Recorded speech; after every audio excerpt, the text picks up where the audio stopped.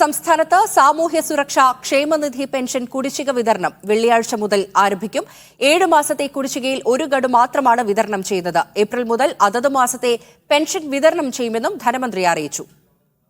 KR Saju തിരുവനന്തപുരത്ത് നിന്ന് ചേരുകയാണ് വിവരങ്ങളുമായി. സാജു, എപ്പോഴായിരിക്കും പെൻഷൻ വിതരണം ആരംഭിക്കുക? 15-ാം തീയതി മുതൽ പെൻഷൻ വിതരണം ആരംഭിക്കുമെന്നാണ് ഫാരിഷ ഇപ്പോൾ ധനവകുപ്പ് അറിയിച്ചിരിക്കുന്നത്.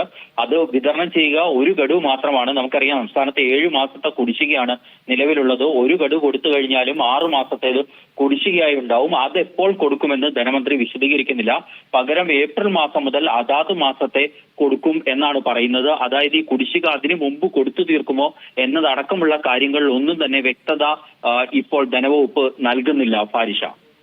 ശരി, KR സാജുവാണ് വിവരങ്ങൾ നൽകിയത്.